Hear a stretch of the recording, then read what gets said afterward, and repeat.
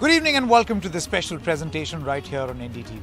This is a big battle where 4 phases are down and 3 more to go. 231 seats polled, a few more left in 3 phases, in a contest of 403 assembly segments to choose the MLAs to come and sit right here in Uttar Pradesh's seat of power, that is the Vidhan Sabha right behind me. Today was a big battle for the capital, lots of contests. Today was also a battle in Lakhimpur and then in Raebareli, a prestige battle. But we'll begin this broadcast by getting you 2 key players in this capital battle. One, the law minister in the Yogi Adityanath government, Mr. Brijesh Pathak, and 2, the National General Secretary of the Bahujan Samaj Party, Satish Chand Mishra. Both of them tall Brahmin leaders of their respective parties. And why are we discussing this today? Because the Brahmin aspect of the Uttar Pradesh elections is going to hold the key from here on. Which way will the Brahmin go? Also, which way will the Bahujan Samaj Party go? Why is it that the BJP, tallest leaders of the BJP, are now acknowledging the presence of the BSP? Is this some sort of an arrangement between the BSP and the BJP? I met with both these leaders and put these questions to them. Let's play out their interviews one by one. सबसे पहली बात तो मैं आपसे ये पूछना चाहता हूँ, आपने एक बयान देखा होगा, भारतीय जनता पार्टी के एक बड़े नेता हैं जिनका ये कहना है कि बीएसपी ठीक परफॉर्म करेगी। इसके मायने भी बहुत निकाले जा रहे हैं कि ये क्या बीजेपी बीएसपी का कुछ अलायंस है जिसके तहत बीजेपी के लोग अब आपकी पैरवी कर रहे हैं? नहीं, देखिए, आप अमित शाह के बयान की बात कर रहे हैं, उन्होंने इंटरव्यू में कहा और किसी चीज़ में कहा, हम लोगों ने भी पढ़ा देखा, तो ये तो देखिए एक्चुअली क्या है कि हकीकत है। I see that you are appeasing to the or appealing to the Brahmin community also along with the Dalits. Both these constituencies went away from the BSP 2007 के बाद, ये ना 2012 में हुआ ना 17 में हुआ. Why are you confident that it will happen this time? देखिए, this time Brahmin community in block is with BSP. And why? Because they have seen the atrocities which they have faced in last 5 years. They were fed up with Samajwadi Party and BJP was told by their own leaders कि sorry, this time you forget Brahmins. और तो आपने ये भी एक बदलाव देखा होगा कि उस मीटिंग्स के बाद से ब्राह्मण्स का नाम लेना बंद कर दिया इन्होंने भी गिव अप कर दिया। ये कहते हैं जहाँ जाना है जाएं और देखा जाएगा, लेकिन हम बाकियों को देख रहे हैं, पर ये धोखा बहुत बड़ा इनको होने वाला है। अब ये देखिए, जैसे कि एक तरफ समाजवादी पार्टी जो है वो कह रही है देखिए हमारी बस के आसपास कितनी भीड़, यानी कि लोग हमारे साथ जुड़े हुए, हम लगातार बेरोजगारी के बारे में बात कर रहे हैं, वो कानून व्यवस्था की बात कर रहे हैं। आपका स्ट्रेस ऐसे लगता है कि ब्राह्मण दलित कॉम्बिनेशन पर है, तो आपको लगता है you may lose out the edge कि जहां वो बेरोजगारी की बात कर रहे हैं आप कास्ट इक्वेशंस की? नहीं, कास्ट इक्वेशन तो बिल्कुल अलग चीज है। कास्ट इक्वेशन तो आपने चूंकि एक प्रश्न किया कि ब्राह्मण्स का क्या चल रहा है, तो हमने आपको कास्ट इक्वेशन के बारे में बताया। दलित्स के बारे में आपने देखा कि अभी समाजवादी पार्टी के लोगों ने मथुरा में मारा है, पीटा है, और इसलिए पीटा क्योंकि कहते हैं कि हम जो हैं उन्होंने वोट नहीं दिया हमारे लोगों को, हमारे कॉम्बिनेशन को वोट नहीं दिया, इसलिए मथुरा में उनको मारने का काम किया। अम्बेडकराइट होने की बात करते हैं, अब हम हो रहे हैं, कोशिश कर रहे हैं। ये चुनाव के समय एक बस ले ली और उसके साथ में 500 लोग खड़े कर लिए और फोटो शूट कर लिया और उसको दिखाते जा रहे हैं, कह रहे हैं कि साहब देखिए कितनी बड़ी भीड़ हमारे साथ चल रही है। हम लोगों के यहाँ भीड़ देखनी है, हमारी रैलीज देखिए, बहन मायावती जी की रैली देखिए, लाखों आदमी, 5 लाख तो 9 अक्टूबर तो हर मीटिंग में आज 1 लाख के ऊपर आदमी, 2 लाख के 3 लाख आदमी आ रहा है। तो हम लोग हम लोग वहाँ जा रहे हैं ग्राउंड लेवल पे। जिन लोगों को हम सोचते थे कि ये हमें वोट हो सकता पार्टी लाइन से हट कर ना करें, लेकिन पार्टी लाइन से हट करके मैं कह सकता हूं कि यादव समाज के लोग भी बीजेपी को वोट कर रहे हैं। जो नाराजगी है जमीन पर वो बीजेपी के खिलाफ है, बीजेपी के खिलाफ है ही नहीं, वो समाजवादी पार्टी के या विपक्षी दलों के फॉलोअर्स हैं। आपकी जो पिछली पार्टी है उनका ये कहना है कि जैसे 2007 में हमने रिझाया था वैसे ही हम 2022 में भी ब्राह्मण हमारे साथ होगा। वर्तमान समय में 100% ब्राह्मण समाज भारतीय जनता पार्टी के साथ है और वो यही मानता है कि भारत की सांस्कृतिक विरासत को और उत्तर प्रदेश की संस्कृति को बीजेपी ही अब तो अमित शाह जी ने भी कह दिया, वो कह रहे हैं कि आप मायावती को इग्नोर नहीं कर सकते, वो अच्छा परफॉर्म करेंगे। बहन जी को मैं कहते रहा हूँ, बहन जी हमारी अच्छी लीडर है, देश की बड़ी नेता है, उनका सबका सब लोग सम्मान करते हैं। ध्रुवीकरण की राजनीति करने पर फिर क्यों मजबूर होती है बीजेपी? ध्रुवीकरण करता है? आप देखिए 80-20 का बयान किसने दिया? मुख्यमंत्री ने दिया। 80-20 को आप परिभाषित अपने हिसाब से आप कर रहे हैं। 80% वो लोग हैं जो बीजेपी को लाइक कर रहे हैं, जो लॉ एंड ऑर्डर की बात कर रहे हैं। अब्बा जान, दुनिया इस तरीके- टोपी धारी, मेरी ये बात सब सुनिए, केशव देखिए, प्रसाद मौर्य, देखिए, ये बयान आप- किसी से आप छुपे नहीं है। ये भी तो बयान नहीं छुपा किसी से, ये भी तो बयान किसी से नहीं छुपा है कि लोगों ने कहा कि हम जो है हिंदुओं से चुन चुन करके बदला लीजिए। ये भी तो वीडियो आपने देखा, ये देखा वीडियो आपने, उनसे आप पूछिए। Okay, so that's the battle for the capital. Lots of interesting contests also that were happening right here. Rajeshwar Singh, former ED officer turned BJP leader, Abhishek Mishra, tall leader of the Samajwadi Party. Then you just heard Mr. Brijesh Pathak trying his luck from the Lucknow Kent seat against Raju Gandhi. Ravidas Mehrotra, all sorts of things that are happening here. Big contest, 9 assembly segments. Which way will they go? Okay, now let's quickly talk to you about Lakhimpur, which was another important constituency or a segment, the largest district of Uttar Pradesh, which went to polls. And to talk more about this, I hand it over to my colleague, Alok Pandey. Alok. Well, thank you so much, Sanket. So, Lakhimpur was a very, very important region or district that went to the polls. There are 8 assembly seats in Lakhimpur, and all 8 were won by the BJP in 2017. So, we went to cover that area, but that was not the only reason why we went to Lakhimpur. We went to Lakhimpur because Ajay Mishra, the junior home minister, had his vote from there, and he's had a contentious 4-5 months starting October, when Ajay Mishra's son Ashish Mishra is accused of running over 4 farmers and a journalist in his SUV. Ashish went to jail, and then he came out of jail when the Allahabad High Court granted him bail. But I think the larger political question there was, what kind of an effect would Ajay Mishra and his political heft have when it came to the BJP's performance in Lakhimpur? Now, Ajay Mishra in 2017 had led the BJP's campaign in Lakhimpur. He's a strong man. He's also a Brahmin face for the BJP, and he was appointed the MOS home just before the UP elections because the BJP thought that he should get a post and that would help attract the Brahmin vote and other votes in the Lakhimpur area. But given what happened with his son and given the fact that he actually went to jail, Ajay Mishra did not participate in that campaign, only coming in later when his son got bail. So it remains to be seen how effective the BJP's campaign has been and what they're going to win or lose. But the other important aspect of all of this is the story of the farmers and the journalist who died. I caught up with the brother of journalist Raman Kashyap, who was one of those crushed under the wheels of those SUVs last October. And this is what Pawan Kashyap, his brother, had to say about the case and about the effect on voting of this entire Lakhimpur issue. Pawan Kashyap is the brother of Raman Kashyap, the journalist who was crushed to death last October, allegedly by Ashish Mishra, the son of the MOS home, Ajay Mishra. पवन, पहली बात आपसे ये जानना चाहूँगा कि हम लोग अक्टूबर में यहाँ आए थे, अब 4-5 महीना हो गया, आशीष मिश्रा को बेल भी मिल गया. आपकी जो लड़ाई है इस केस में वो कहाँ तक पहुँची है और उसके बारे में आप क्या सोचते हैं? लड़ाई हमारी जारी है और हम अब हाई कोर्ट का जो फैसला आया है, हाई कोर्ट ने इसको बेल दे दी. उसके बाद हम जो है सुप्रीम कोर्ट पहुँच चुके हैं और लड़ाई अपनी जब तक न्याय नहीं मिलता तब तक जारी रखेंगे. बिल्कुल. दूसरी चीज़ मैं आपसे जानना चाहूँगा कि क्योंकि अभी वोटिंग चल रही है, क्या आपको लगता है कि जो किसान थे और आपके भाई थे उनकी डेथ हुई, क्या वो एक वोटिंग का मुद्दा बन पाया? यहाँ बीजेपी की 8 की 8 विधानसभा सीट्स हैं, क्या ये एक वोटिंग का मुद्दा बन पाया आपको लगता है? जी, इससे बहुत बड़ा असर पड़ेगा और ये मुद्दा बन पाया है. तो ये जो किसान 13 महीने वहाँ डटे रहे, किसान आंदोलन रहा, उससे तो ये मुद्दा बनना ही था. बाकी उसके बाद में ये हादसा इन्होंने कर दिया जो कि स्थानीय है, तो इससे बहुत बड़ा असर पड़ने वाला है यहाँ पर. किस तरह का असर आपके हिसाब से पवन पड़ेगा? जी, चूँकि ये तराई इलाका है और किसान यहाँ पर बाहुल्य हैं, तो किसानों को ही इस सरकार से सबसे ज़्यादा परेशानी हुई है. उसके बाद में कीड़े मकोड़ों की तरह रौंदा गया है, तो किसान वो सब भूलेगा नहीं और उसका जो है अपना बदला जो है वोट की चोट से लेगा. बिल्कुल.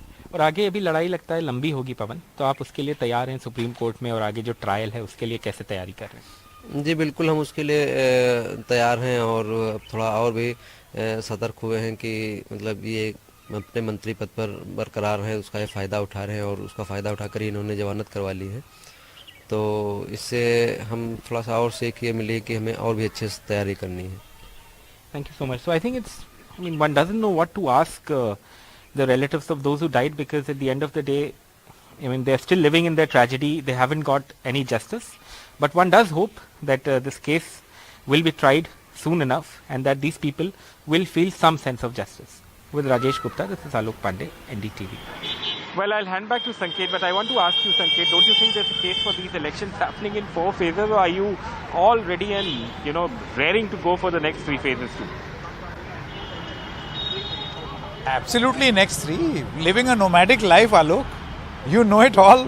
4 phases covered, 3 more to go. It's eastwards and eastwards from here. Thank you very much for joining us from Lakhimpur Kheri. So we've got the battle for the capital covered. We've got Lakhimpur Kheri covered.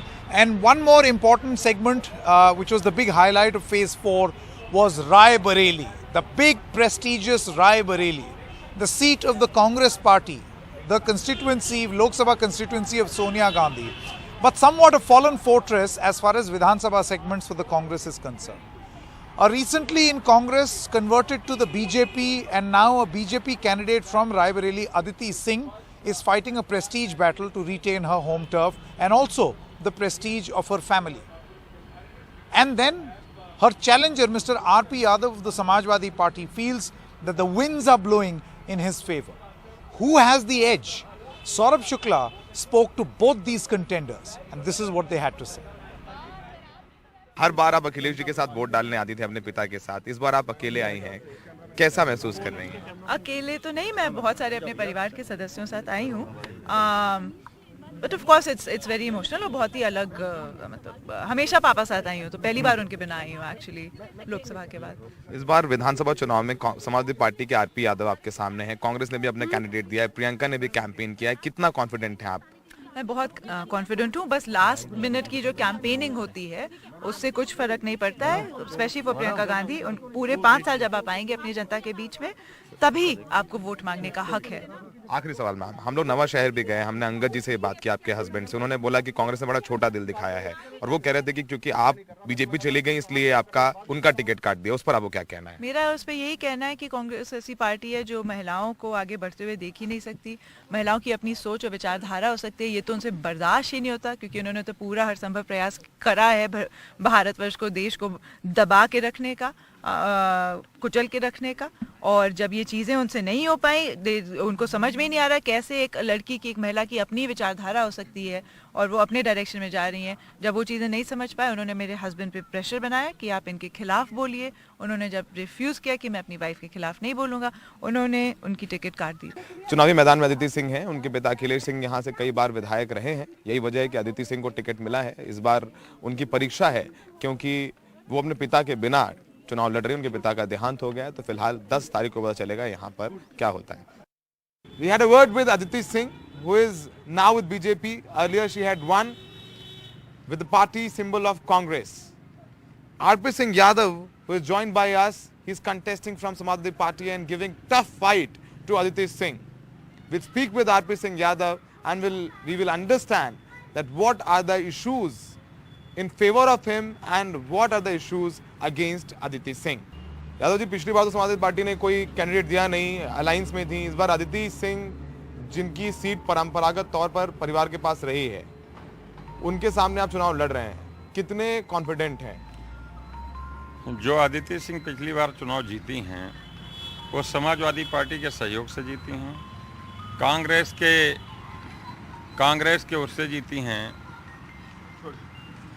Symbol से, और जनता के आशीर्वाद से जीती हैं। न वो कांग्रेस की हुई, न समाजवादी पार्टी का एहसान माना, न जनादेश को कुछ माना। सबको तिलांजलि देते हुए भारतीय जनता पार्टी में शामिल हुई हैं और उनकी अब की जवानत जब्त होगी। यहाँ पर अदिति के प्रचार में अमित शाह भी आए, तमाम बड़े नेता बीजेपी के प्रचार करके गए हैं। बीजेपी का वोट कहा जाता है बंधा हुआ वोट है, ऐसे में आप कितना माहौल देख रहे हैं अपने पक्ष में? बीजेपी का पिछली बार 28,000 वोट मिला था जब तूफान था बीजेपी का, और अब की बीजेपी का वोट 20,000 हो गया है और 25,000 इनका वोट है, 45,000 वोट ये पाएंगी। इंटर पास करके 12वें में जाएंगे तो उनको हम लैपटॉप देंगे, तो उस पर जबान किसी की भी फिसल सकती है, उस पर कोई हंसने की बात नहीं है। लेकिन मैं कह देना चाहता हूँ कि अमित शाह गृह मंत्री हैं देश के और बहुत से छोटे से लान में आए थे। कुर्सियां भी नहीं भर पाई हैं। जहां तक सवाल है हम किन मुद्दों में लड़ रहे हैं, हमारा विकास का मुद्दा है। जो भ्रष्टाचार भारतीय जनता पार्टी और यहाँ के एमएलए द्वारा, यहाँ के नगर पालिका चेयरमैन के द्वारा मचा रखा गया है। पहले तो मैं आऊँगा तो सबसे पहले मैं विकास करूँगा, उसके बाद मैं इन कामों की जांच कराऊँगा। जो भी दोषी होगा उसके खिलाफ कानूनी कार्रवाई करा करके मजबूती से अंदर कराने का काम किया जाएगा। आरपी यादव जी काफी कॉन्फिडेंट हैं अपनी जीत को लेके, कह रहे हैं कि अदिति सिंह पिछली बार कांग्रेस और सपा की संयुक्त प्रत्याशी थी और सपा का एहसान नहीं माना और कांग्रेस छोड़ के चली गई, तो जनता नाराज है और उनके विश्वासघात का बदला लेगी। सहयोगी विनीत पटेल और फैज के साथ रायबरेली में Saurabh Shukla, NDTV. All right, we're going to stop for a short break at this moment on this broadcast, but when we come back, Lucknow के यूथ के दिल में क्या है? What was that issue that was on their mind when they went to vote? And also, which way are the winds going to blow from here on? 3 more phases left. We caught up with a bunch of locals, politically affiliated, and also some first-time voters, some veteran journalists who are young at heart, and we spoke to them in a free and frank conversation, which we'll play out after a short break. Excerpts of that in just a minute. It's the battle for the capital. No, not New Delhi, but the political capital. The road to Delhi goes from Lucknow. It's a very, very important state, and today the capital of Uttar Pradesh voted. Let me start by asking you, right? The young at heart and then the youngest. Great.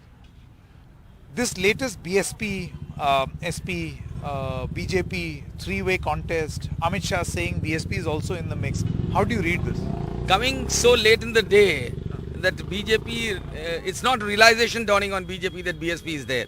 But I think it is done with a strategy. So far, they had themselves been projecting that this election is bipolar, which meant that it was between BJP and Samajwadi Party. Now, a little late in the day, they have realized that this is going against them. This may also help them to override this common impression, overwhelm people with this that BSP is BJP's B team, which everybody believes. So this is going to this will be counterproductive for the BSP, according to you. This will be counterproductive both for the BSP as well as for BJP. Lucknow के दिल में क्या है? आज यहाँ मतदान हुआ है। आइए बात करने के लिए लखनऊ के जो यूथ हैं, जो जवान हैं, दिल से भी जवान हैं और यूथ भी हैं, उनसे बात करते हैं। सबसे पहले आयुष, फर्स्ट टाइम वोटर, क्या मुद्दे थे आपके लिए जब आपने वोट डाला? मेरे लिए पहला मुद्दा ये था development is the first cause. I think सबसे इम्पॉर्टेंट चीज़ है यूथ के लिए। पहली चीज़ कि लो क्वालिटी ऑफ एजुकेशन जो है यूपी में, this is causing a lot of high unemployment rate, और शायद उसके वजह मतलब बेरोजगारी आपके लिए मुद्दा? हाँ, बेरोजगारी बहुत बड़ा मुद्दा है, जिससे क्या कहते हैं यूथ जो है माइग्रेट कर जा रही है अलग सिटीज़ और कंट्रीज़ में, जो कि बहुत बड़ा मुद्दा। पर आयुष, आज से थोड़ी माइग्रेट कर रही हो, तो बहुत टाइम से कर रही है, तो चुनावी मुद्दा आपके लिए अब क्यों है? मेरे लिए मुद्दा इसलिए है क्योंकि क्योंकि कहते हैं आने वाले टाइम में अब जो अपकमिंग गवर्नमेंट है उसके ये पोज होने चाहिए, जैसे कि पिछले उन्होंने टाइम में उन्होंने सोसाइटी के लिए काम किया, राम मंदिर, गोरखपुर इंटरनेशनल स्टेशन, तो उनका अपकमिंग जो होना चाहिए उनका यही होना चाहिए। ठीक है। जितना आप खुश हो रहे हैं, इससे ज़्यादा एक छवि भी ये बन रही है कि वाकई बसपा जो है वो बी टीम है बीजेपी की। नहीं, देखिए, अमित शाह जी ने के मुंह से मैं कहूँगा कि जो सच निकला है वो आधा अधूरा है। पूरा सच वो नहीं बोल पाए। आधा सच उन्होंने बोला कि मुस्लिम्स और दलित सब लोग वोट कर रहे हैं बसपा को, पर पूरा सच ये है कि उत्तर प्रदेश की पूरी जनता इस वक्त, हम सारे वर्ग के लोग बहुजन समाज पार्टी के साथ खड़े हैं, चाहे वो दलित हो, पिछड़ा वर्ग हो और मुसलमान अल्पसंख्यक को खासतौर से, और अपर कास्ट में भी ब्राह्मण समाज हमारे साथ खड़ा है। ये देखते हुए नज़ारा जब 4 पोल हो गया, 3 पोल के बाद उन्होंने ये स्टेटमेंट दिया है, तो जाहिर सी बात है वो भी ये मान लिया कि भारतीय जनता पार्टी का स्टेटमेंट। आप उनके स्टेटमेंट का स्वागत करते हैं? नहीं, स्टेटमेंट का, इस सच्चाई का स्वागत करते हैं। ये लोगों ने 4 बार मिलकर के सरकार बनाई है भाजपा के साथ, तो बी टीम तो है ही, वो तो सब जानते हैं। चौथी बार बनाने जा रही, हो सकता है अगर उनको जरूरत पड़ी तो चौथी बार। अगर ऐसा होता तो 2019 में इनके साथ गठबंधन नहीं करते। 2019 में अगर ऐसा मानसिकता हमारा रहता तो हम इनके साथ गठबंधन नहीं करते, हम भाजपा के साथ उस वक्त भी जा सकते थे। संकेत जी, इस टाइम उत्तर प्रदेश का माहौल इतना अच्छा पहली बार है कि बहुजन समाज पार्टी के कार्यकर्ता हों चाहे समाजवादी पार्टी के कार्यकर्ता हों, वो खुलेआम नहीं सामने कह पा रहे हैं, लेकिन लोगों से एक दूसरे से ये कह रहे हैं कि भाजपा की सरकार आ रही है। 4 चरण के चुनाव हो चुके हैं, 3 और बाकी हैं, ठीक है। इसके बाद चुनाव खत्म हो जाएगा, नतीजे आ जाएंगे। क्या हवा का अंदाजा है आपके हिसाब से? पश्चिम से ये जो हवा चल रही है वो किस दिशा में चल रही है? देखिए, पश्चिम से जो हवा चल रही है, मुझे लगता है कि इन सब की उसके बाद हवा बदलने वाली है और कांग्रेस सत्ता में आने वाली है। और मैं ऐसा इसलिए कह रही हूँ, अब वो हंस दिए राणा जी इस बात पे। हंस लेने दीजिए उनको। जो सच बोलता है उसका हमेशा मजाक बनाया जाता है। पूरे उत्तर प्रदेश में राहुल गांधी जी दिखे नहीं, उनको पता है वो 2 बार हार चुके हैं। इतिहास राहुल गांधी जी ने रचा हारने का। मैं बोल लूं? हारने का इतिहास रचा है राहुल गांधी जी ने। देखिए, जैसे कि हर सिक्के के 2 पहलू होते हैं, वैसे ही इस कहानी का भी 2 पहलू है। एक पहलू ये है कि अगर भारतीय जनता पार्टी ये कहती है कि सबका साथ सबका विकास, तो उनको ये कहने की जरूरत ना पड़ती कि मुसलमानों का वोट बसपा को जा रहा है। वो ये कहते हैं कि मुसलमानों का वोट भाजपा को जा रहा है। दूसरा पहलू ये है कि मायावती जी किस बेसिस पर किसी भी समुदाय से वोट मांगती हैं, ठीक है, किसी भी बेसिस पर वो किसी भी समुदाय से वोट मांगेंगी, क्योंकि उत्तर प्रदेश में पिछले 5 साल हो या कभी भी हो, कभी भी किसी ने नहीं देखा कि मायावती किसी भी गरीब की, दलित की, मुसलमान की या किसी भी शोषित व्यक्ति के साथ उसके संघर्ष में खड़ी दिखाई। अब ये देख लीजिए, अभी उन्नाव 2 हुआ कांड जो है, आदरणीय बहन कुमारी मायावती जी ने परिवार से उनकी मिला और पूरी तरीके से दोबारा ट्वीट करके शासन पे दबाव बनाया। नहीं, ये ट्वीट काफी है। नहीं तो मैं ये पूछना चाहता हूँ, क्या प्रियंका गांधी जी के लिए एग्जाम अभी आया है? 5 साल पढ़ाई नहीं किया उन्होंने? प्रियंका गांधी जी आपकी कब दिखी चुनाव से पहले? ये आरोप लगा देना, हम तो हमेशा लगातार बने। उन्नाव कौन गया? लखीमपुर कौन गया? सीतापुर कौन गया? शो करने के लिए गए, शोबाजी के लिए गए। क्या है यूपी के दिल में? क्या रोष वोट में बदल सकता है और क्या वो वोट चोट मार सकती है? ये सबसे बड़ा सवाल है। Thank you very much for watching this special broadcast.